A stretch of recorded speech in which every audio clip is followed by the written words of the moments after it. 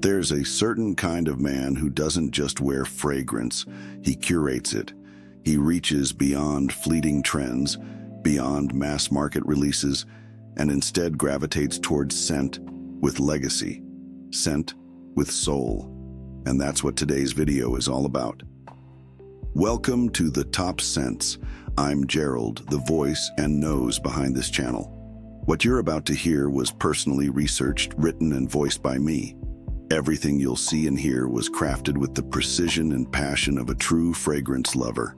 I may not appear on screen today, but with the help of an AI character to present the visuals, we're able to bring these legendary classics to life in a unique way. I know that might feel a little offbeat to some, and if that's you, I totally get it. But before you click away, I'd like to ask, kindly and respectfully, give it just a few minutes. Let the elegance of the story, the richness of the fragrances, and the history behind each bottle speak louder than the medium. And if AI narration isn't your thing, that's perfectly okay. Do me a favor though, like, subscribe, and share the video so someone else, someone who might enjoy the experience, can discover it too. And if you still feel this format isn't for you, no hard feelings at all. You're welcome back anytime. Now, let's get into it. Today we pit three olfactory legends against each other, not to tear them down, but to understand what truly makes each one a pillar of masculine elegance. This isn't just a comparison, this is a coronation, a battle for the gentleman's crown. In one corner we have the Italian sunburst, Acqua di Parma Colognes, a citrus symphony that defined continental sophistication long before modern perfumery caught on. In the other corner, two British heavyweights, Floris No. 89, known for its dry, powdery elegance worn by the likes of Ian Fleming, and Floris 127, a quieter but equally refined piece of English perfumed history. We're going to explore their history, their structure, their soul. We'll smell through time, through culture, and ultimately through identity. So pour a glass of something fine, lean in close, and let's begin this olfactory journey. Battle of the Classics, Acqua di Parma versus Floris, 89 versus 1-27. Who truly deserves the gentleman's crown? Let's find out. To truly appreciate this battle of classics, we first need to understand the weight each of these fragrances carries, not just in scent, but in heritage. These aren't just bottles on a shelf. They are chapters in the olfactory history of masculinity. They're from houses that don't merely follow trends, they shape them. Let's start with Acqua di Parma Colognes. Born in 1916 in the Italian town of Parma, this fragrance wasn't created for the mass market. No, it was crafted for the refined gentleman, the kind who dressed in tailored linen, wrote letters by hand, and believed that elegance began with discretion. Originally designed to freshen up gentlemen's handkerchiefs, Colognes' bright citrus and wood composition slowly earned its way into the hearts and grooming routines of aristocrats, artists, and eventually the international elite. To this day, it hasn't changed much, and that's the point. It doesn't need to. Now step across the channel to London's Jermyn Street, where Floris, established in 1730, has been scenting British royalty and statesmen for centuries. Think about that. A perfumery older than the United States, still crafting scents in-house, still holding a royal warrant. That kind of continuity doesn't just happen. It's earned over time, through detail, craftsmanship, and a certain unshakable ethos. Floris No. 89, introduced in 1951, is a textbook example of British elegance in bottled form. There's a reason Ian Fleming chose it as his signature scent, and by extension, the fragrance of his most iconic creation, James Bond. It's reserved but not cold, confident without ever shouting. A scent that tells you the man wearing it knows exactly who he is. And then there's Floris 127, a quieter presence in the lineup, but no less storied. Commissioned originally for foreign dignitaries and diplomats, it carries within it a lighter, more transparent take on traditional English citrus colognes. Not as immediately dramatic as number 89, but that's its charm. It's the understated confidence of a man who doesn't need to announce his arrival. His presence does that for him. What unites all three fragrances is a shared DNA of timelessness. They aren't retro or vintage in a dated sense. They're classic because they transcend fashion. They don't chase attention, they command it by staying true to themselves. And that's why this comparison matters. Because in a world where fragrances are often hyped, reformulated, and rebranded to match fleeting trends, these three stand firm. They represent a standard. They whisper to us from a more refined era, but they still feel relevant, wearable, modern, in the best way possible. So now that we've set the stage, let's take a closer look at each contender. We'll begin where the sun shines brightest, with the Mediterranean citrus royalty, Acqua di Parma Colonia. If we're beginning with sunshine, then there's no better place to start than Acqua di Parma Colonia, a fragrance that doesn't just smell like Italy, it feels like Italy. Imagine a golden morning in Parma, shutters open, crisp linen shirt freshly pressed, a splash of cool citrus on your skin. That's Colonia. Created in 1916, this fragrance was never intended to be loud or brash. In fact, it was subtle by design, meant to lend freshness and refinement to men's tailored clothing, particularly inside the lining of suits. But like anything truly elegant, it didn't stay a secret for long. By the 1930s and 40s, Colonia had quietly woven itself into the wardrobes of European aristocracy, film stars, and Italian industrialists. Cary Grant, Audrey Hepburn, David Niven, they all wore it. Why? Because it had, and still has, that effortless class. What makes Colonia so timeless is its composition. It opens with a cascade of Sicilian citrus, lemon, sweet orange, Calabrian bergamot, all so bright and natural, you'd swear you'd just cut into fresh fruit. But it's not sharp or synthetic. There's a creamy softness underneath, thanks to a gentle heart of lavender, verbena, and rosemary. These herbal touches keep things grounded, masculine but never forceful. And then, as it settles, you're left with the warm elegance of vetiver, sandalwood, and patchouli in the base. Not heavy, just smooth, polished, like the finish of a well-aged wine or the inside of a vintage Maserati. Colonia doesn't evolve in dramatic stages. It transitions like the slow fade of a Mediterranean afternoon. That's what makes it ideal for layering, for daily wear, for the kind of man who doesn't need to chase attention, but always manages to draw it. And let's talk about versatility. This is the definition of an all-day, all-occasion scent. It wears beautifully in spring and summer, but also adds a breath of freshness to heavier winter layers. It's the fragrance equivalent of a tailored white shirt. It always fits. More than a scent, Colonia is an attitude. It's understated confidence. It says you care about the details, but you don't feel the need to show them off. It's what you reach for when you want to feel instantly elevated, but still completely yourself. Among fragrance enthusiasts, it's often called a gateway classic, the one that opens the door to old-world perfumery while still feeling modern. And that's no easy balance to strike. But as radiant and iconic as Colonia is, the British side of the ring isn't stepping back quietly.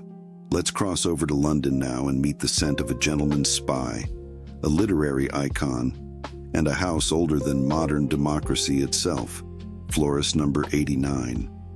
From the citrus-kissed coasts of Italy, we now find ourselves in a very different kind of elegance, one wrapped in wood-paneled studies, leather-bound books, and crisp Savile Row tailoring. Welcome to Floris number 89, the signature scent of the classic English gentleman. Launched in 1951, number 89 wasn't just another addition to the Floris collection. It was a definitive statement.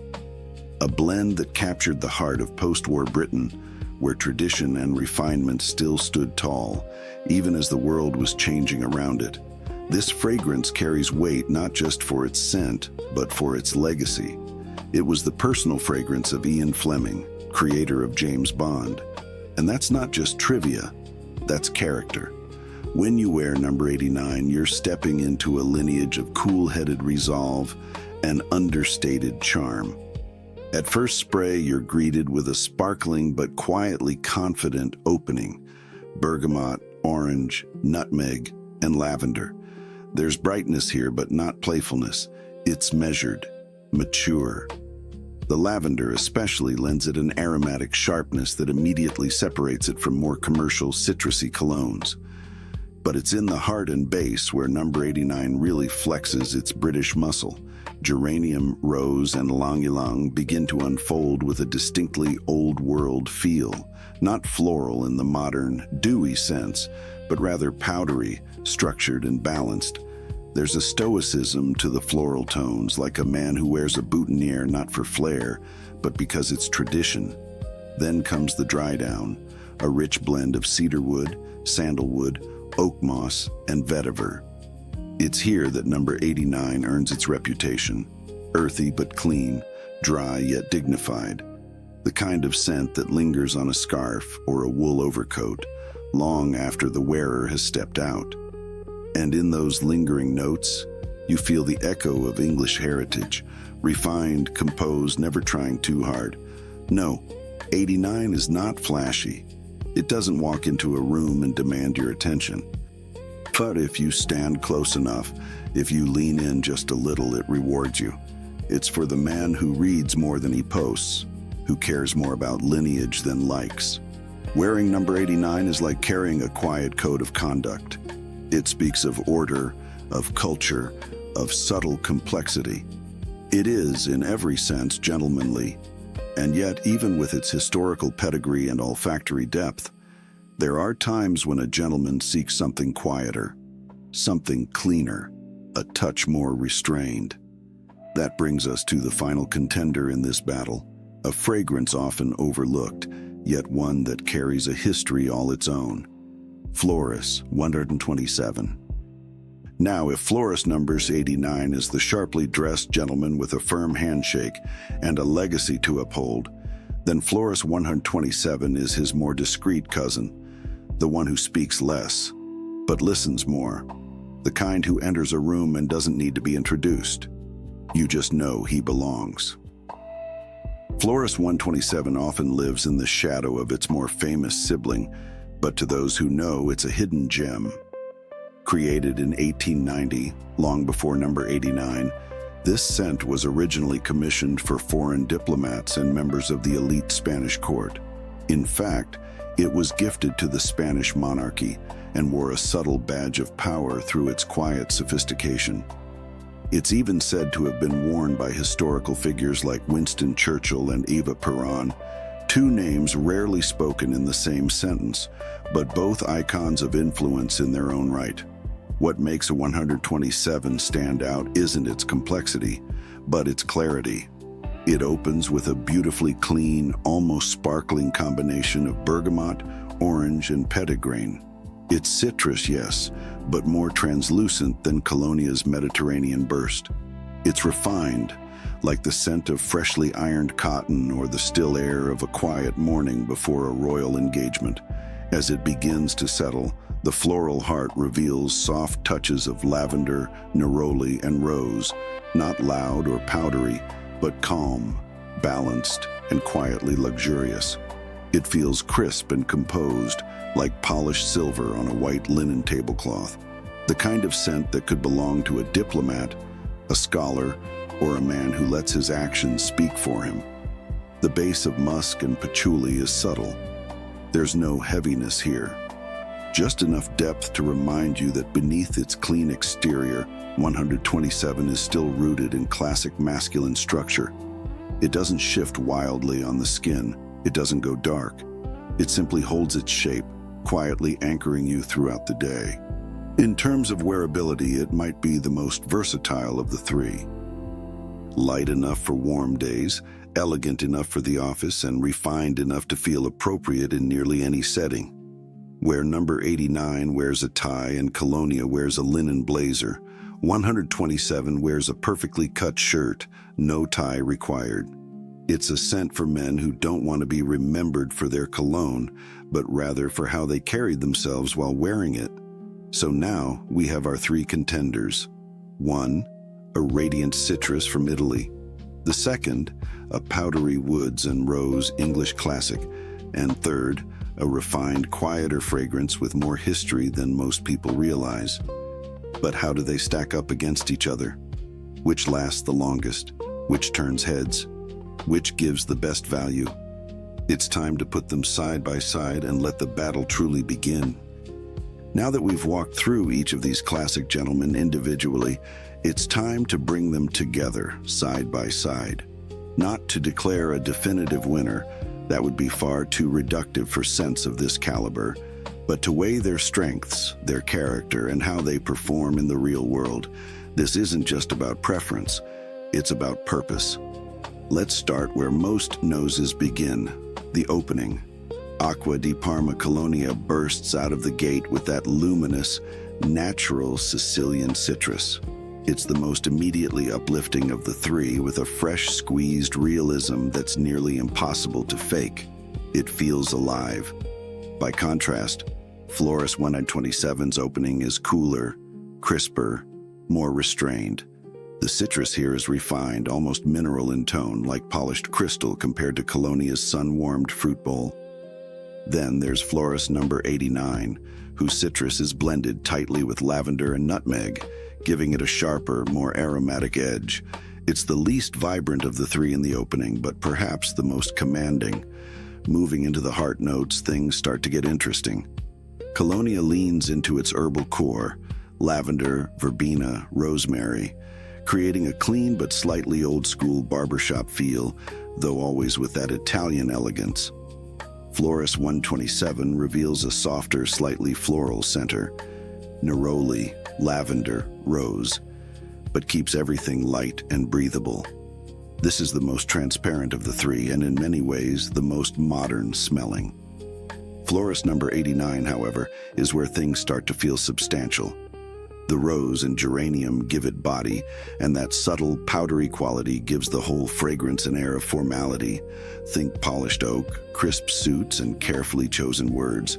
Now to the dry down, the part most people will remember you by. Colognes mellows into creamy sandalwood and vetiver, still maintaining that sunlit charm. It never becomes heavy. It's smooth, inviting, like the lingering presence of someone who just knows how to make a room feel better. Floris 127 dries down cleanly. Musk, a whisper of patchouli, but always stays close to the skin. It doesn't project far, but those who do catch it will remember it as subtly seductive. Then there's number 89, robust oak moss, sandalwood, vetiver. The most grounded, the most masculine in the traditional sense. Its dry down lasts.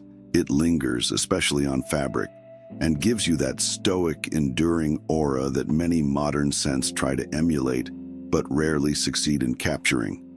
Let's talk performance. Floris number 89 has the longest longevity, easily 8 to 10 hours depending on skin chemistry. Its projection is moderate, but steady. It won't choke a room, but it will be noticed. Acqua di Parma Colognes, being a lighter concentration, tends to last 5 to 7 hours, with a strong presence in the first 2. It's perfect for daytime wear, but might need a reapplication for evening plans.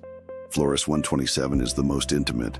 You'll get about 4 to 6 hours with a soft projection, ideal for close encounters, more subtle moments, or for the gentleman who prefers his fragrance to be a secret shared, not a banner waved. When it comes to versatility, Colognes takes the lead. It works effortlessly across seasons, occasions, and dress codes. Weddings, brunch, business meetings, it never feels out of place. Floris 127 follows closely behind. Its clean profile makes it a go-to for warmer months, and it performs well in professional settings.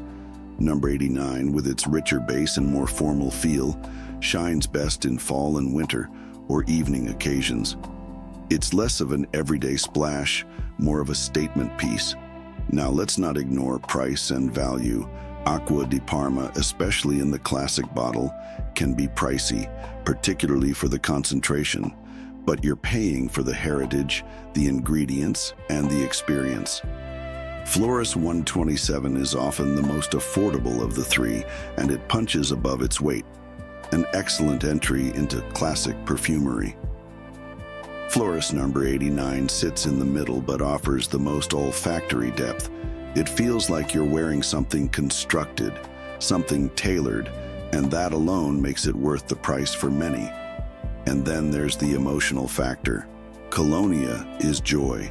It's mornings in Rome, freshly shaved skin, warm tile under bare feet. 127 is serenity, quiet confidence, restraint, grace. And number 89, that's legacy. That's walking through history with a straight back and a quiet sense of purpose. So, who wins? Well, that depends on what kind of gentleman you are or who you want to become. But before we make any final judgments, let's break this down one more time, category by category, and crown the standouts in their respective arenas.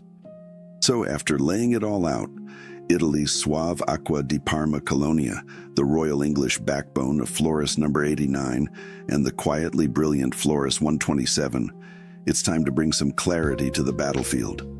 Let's hand out some crowns where they're due. When it comes to versatility, Acqua di Parma Colognes takes the win.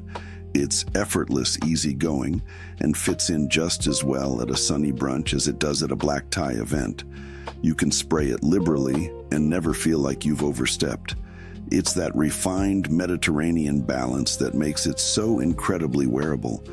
Elegance and tradition, that belongs to Floris number 89. It's the kind of scent that feels like it was bottled for men who understand the power of understatement. It's a fragrance with a legacy, worn by Ian Fleming, tied to British aristocracy.